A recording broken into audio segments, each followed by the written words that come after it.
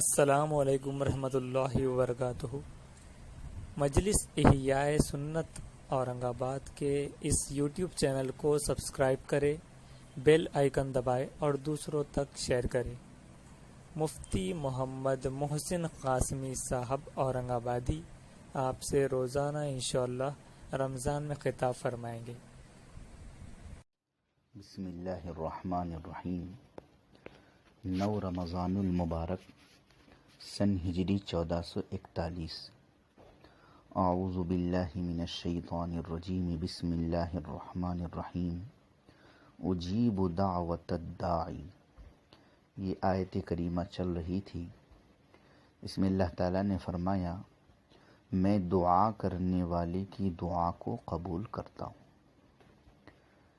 اس میں اللہ تعالیٰ نے ہمیں دعا کرنے کی ترغیب دی ہے۔ اسی طرح دوسری آیت کریمہ میں بھی اللہ نے ہمیں یہ حکم دیا، ادعونی استجب لکم، تم مجھ سے دعا کرو میں تمہاری دعا کو قبول کروں گا۔ تیسری جگہ فرمایا، ادعوا ربکم تضرعا وخفیہ، اللہ رب العزت سے دعا کرو گڑ گڑا کر اور چپکے چپکے بھی۔ کہیں اپنے بندوں کی شان بیان کی، تتجافی جنوبہم عن المضاجع یدعون ربہم خوفا وطمعا، وہ اللہ سے امید اور خوف کی حالت میں دعا کرتے ہیں۔ کہیں یہ فرمایا، امن یجیب المضطر اذا دعا، کون ہے جو گڑ گڑانے والے کی دعا کو قبول کرتا ہے جب وہ اس سے دعا مانگتا ہے اور اس کی تکلیف کو دور کرتا ہے۔ بہرحال ان آیات میں اور سینکڑوں احادیث مبارکہ ہیں جس میں ہمارے نبی حضرت محمد رسول اللہ صلی اللہ علیہ وسلم نے ہمیں دعا مانگنے کی ترغیب دی ہے۔ انسان اگر دعا مانگتا ہے تو اللہ تعالیٰ بہت خوش ہوتے ہیں، بہت خوش ہوتے ہیں۔ اور پیارے نبی صلی اللہ علیہ وسلم نے فرمایا، ترمذی شریف کی روایت ہے، لیس شیء اکرم علی اللہ من الدعاء، اللہ کے نزدیک ہمیں عزت دلانے والی چیز دعا سے بڑھ کر کوئی نہیں۔ سب سے زیادہ ہم اللہ کے محبوب اور مقبول بنیں گے جب ہم اللہ سے دعا کریں گے۔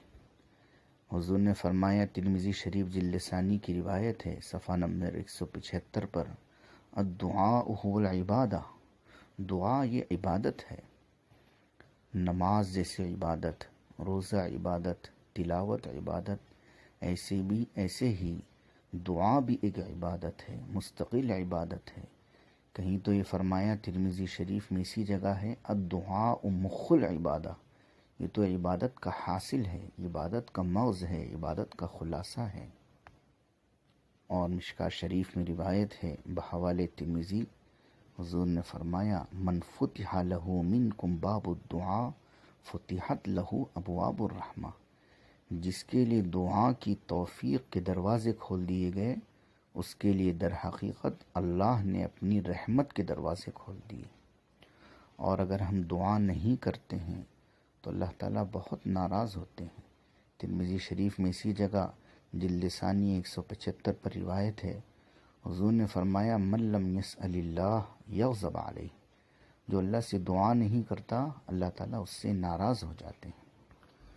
آج ہم پر ہر اعتبار سے اس قدر حالات برے ہو گئے ہیں، لیکن ایسا لگتا ہے کہ ہم اللہ تعالیٰ سے دعا مانگنے سے بالکل بے نیاز ہو گئے ہیں۔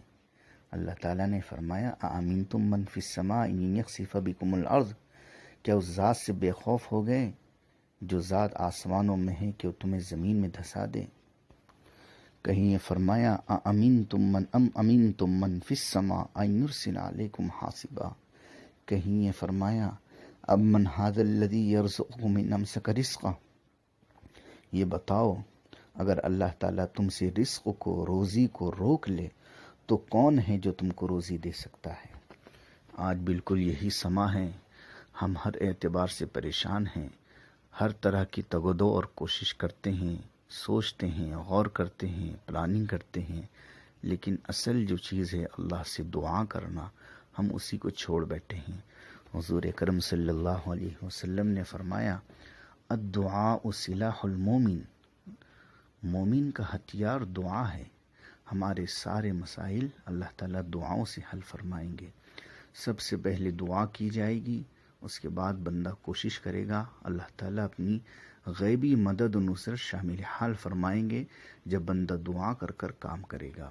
ترمذی شریف ہی میں روایت ہے، حضور اکرم صلی اللہ علیہ وسلم نے فرمایا تمہارے رب بڑے باحیا ہیں، بڑے کریم ہیں، وہ شرماتے ہیں اس بات سے کہ بندہ جب ان کی بارگاہ میں ہاتھ اٹھائے تو بندے کے ہاتھوں کو خالی واپس لوٹائے، اس سے وہ شرماتے ہیں۔ اس لیے سب سے پہلے آج ہم یہ عہد کریں کہ اللہ تعالیٰ سے خوب دعائیں کریں گے، ہر وقت دعا کریں گے، لمحہ بلمحہ دعا کریں گے، جب اللہ موقع دے گا دعا کریں گے۔ ذہن میں یہ بھی رہنا چاہیے کہ دعا کی قبولیت کے لیے چند باتوں کو ملحوظ رکھنا ضروری ہے۔ آج جو دعائیں قبول نہیں ہوتی ہے اس کی چند وجوہات ہیں۔ سب سے پہلی بات، دعا اس وقت قبول نہیں ہوتی جب انسان حرام مال سے نہیں بچتا۔ دعا کی قبولیت میں سب سے اہم ترین بنیاد حرام مال سے بچنا ہے۔ ہمارے پیارے نبی نے فرمایا ایک بندہ یا رب یا رب کہہ کر دعا کرتا ہے، اس کے بال بکھرے ہوئے، اس کے کپڑے قابل رحم، لیکن اس کا کھانا حرام، اس کا پینا حرام، اس کا لباس حرام، اس کی دعا کیسے قبول ہو سکتی؟ اس لیے خدا نخواستہ اگر ہم سود میں مبتلا ہو، خدا نخواستہ اگر ہم حرام مال کھا رہے ہوں، خدا نخواستہ ہم نے کسی کا حق لے رکھا ہو اور اس کے حق سے حرام کھا رہے ہوں، تو سب سے پہلے ہم حرام کو چھوڑ دیں، تب ہماری دعا قبول ہوگی۔ دوسری چیز، دعا قبول نہیں ہوتی ہے اس وقت جب بندہ اللہ سے دور ہو جاتا ہے، اور اللہ سے بندہ دور ہوتا ہے گناہوں کی وجہ سے۔ اس لیے انسان جن گناہوں میں مبتلا ہے عملی سطح پر پریکٹیکل میں ان چیزوں کو چھوڑ دے، مثلا بری صحبت اس کو چھوڑ دے، گناہوں کے اسباب کو چھوڑ دے۔ اور تیسری چیز ہے صدقہ دے کر اللہ سے دعا کرے، اس لیے کہ صدقہ اللہ کے غضب کو، غصے کو دور کرتا ہے۔ پھر جب ہم دعا مانگنے کے لیے بیٹھے تو یہ کوشش ہو کہ تنہائی میں دعا کرے اور آہستہ دعا کرے، اور گڑ گڑانے کی، رونے کی کیفیت ہو، بلک بلک کر ہم دعا کریں، اور رونا نہ آئے تو کم از کم رونے کی صورت سی ہماری ہو، اور جب دعا ہم شروع کریں تو دل کی گہرائیوں کے ساتھ، دعا کا تعلق دل کی گہرائیوں سے ہے، مکمل توجہ کے ساتھ میں ہم سب سے پہلے اللہ تعالیٰ کی خوب حمد و ثنا کرے، الحمدللہ کہے۔ الحمدللہ کو افضل الدعا کہا ہے ہمارے نبی نے۔ اللہ کی تعریف کرے، جتنی ہمیں ہو سکتی ہے ہم سے اتنی تعریف کرے۔ ہمارے نبی تو یہ دعا کرتے تھے اللہم لا نحصی ثناء علیک، اے اللہ مجھ سے آپ کی تعریف کا حق ادا ہی نہیں ہو سکتا، انت کما اثنیت علی نفسک، بس آپ ویسے ہی ہے جیسے آپ نے اپنے بارے میں بیان کیا ہے۔ بہرحال حمد و ثنا کے بعد پیارے نبی حضرت محمد رسول اللہ صلی اللہ علیہ وسلم پر درود پاک پڑھے۔ اس کے بعد میں پھر دعا کرنا شروع کریں۔ دعا جب ہم مانگ رہے ہو، ہاتھ اٹھا کر دعا مانگے، اور سب سے پہلے اپنے گناہوں کا اعتراف کرے، عاجزی ہو، تواضع ہو، گڑ گڑانا ہو، اللہ سے اپنے گناہوں کی معافی مانگے۔ دعا مانگنے میں اپنی ضروریات مانگے، اور پوری امت کے لیے بھی مانگے، اپنے مسلمان بھائی کے لیے دعا مانگے۔ سب سے زیادہ قبول وہ دعا ہوتی ہے جو کسی مسلمان کے لیے کی جاتی ہے، اور اللہ تعالیٰ خود دعا مانگنے والے کو محروم نہیں کرتے ہیں۔ فرشتہ دعا کرتا ہے اے اللہ جیسے اس نے اپنے بھائی کے لیے مانگا ہے، اے اللہ آپ اس کو بھی عطا فرما دیجیے۔ دعا مانگنے میں حد سے تجاوز نہ کرے۔ مثلا کچھ اسباب نہیں تھے تو اللہ سے یہ دعا نہ مانگے اللہ مجھے لاکھوں پتی بنا دے، بلکہ اسباب کی دعا مانگے کہ اللہ میرے لیے روزی کے اسباب مہیا فرما دے۔ اللہ نے روزی کے اسباب مہیا فرما دیے تو یہ دعا کرے اللہ میری روزی میں برکت دے دے۔ اس طرح بتدریج دھیرے دھیرے دعا کرے، دعا مانگنے میں حد سے زیادہ آگے نہ بڑھے۔ بہرحال جو اللہ سے مانگنا ہے گڑ گڑا کر مانگے، اللہ رب العزت کی شان وہ ہے، ہم تو مائل بکرم ہیں، کوئی سائل ہی نہیں، راہ دکھلائے کسے کوئی رہ رو منزل ہی نہیں۔ اس کے الطاف تو عام ہے شہیری سب پر، تجھ سے کیا ضد تھی گر تو کسی قابل ہوتا۔ ہمارے نبی نے فرمایا دعا وہ طاقت ہے جو تقدیر کو بدل دیتی ہے۔ ہمارے نبی نے یہ بھی فرمایا جو بلا اتر چکی ہے، یہ جو بلا اترنے والی ہے، اللہ رب العزت دعا کی برکت سے اس کو دور فرما دیتے ہیں، دعا اس کا مقابلہ کرتی ہے۔ اللہ رب العزت دعا کی برکت سے ان بلاؤں کو دور فرما دیتے ہیں۔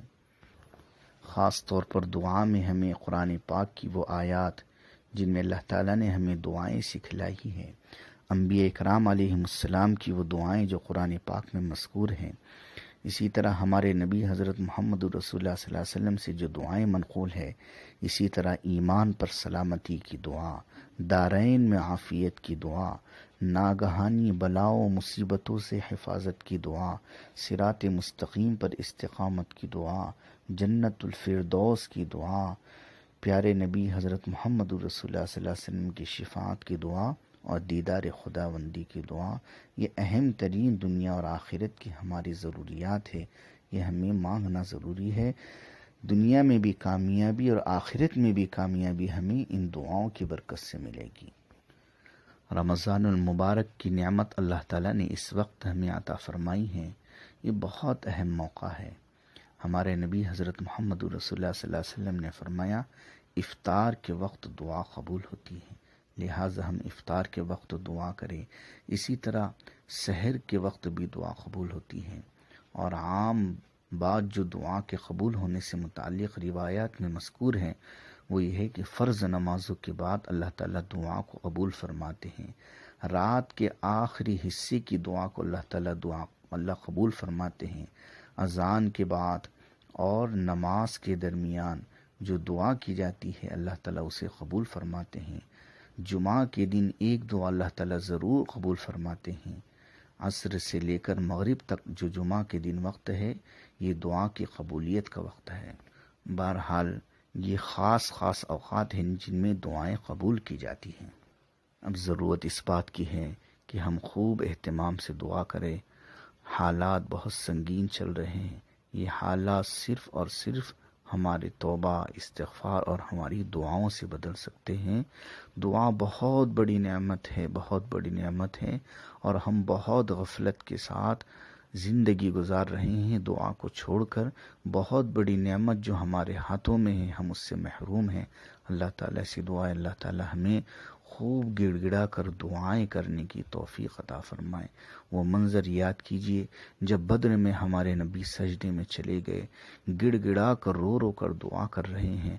حضرت ابوبکر صدیق رضی اللہ تعالیٰ عنہ کو رحم آ گیا، آپ کے بازو پکڑ لیا اور فرمانے لگے حضور اب بس کیجئے۔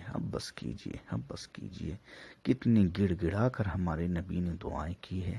اللہ تعالی ہمیں بھی خوب گڑ گڑا کر دعائیں کرنے کی توفیق عطا فرمائے۔ چند مسائل ذہن میں رہے۔ پہلا مسئلہ یہ ہے روزے میں عطر لگانے میں کوئی حرج نہیں ہے۔ دوسرا مسئلہ یہ ہے اگر عورت نے کھانا پکاتے وقت کھانا چکھ لیا تو اس سے روزے میں کراہت آتی ہے لیکن روزہ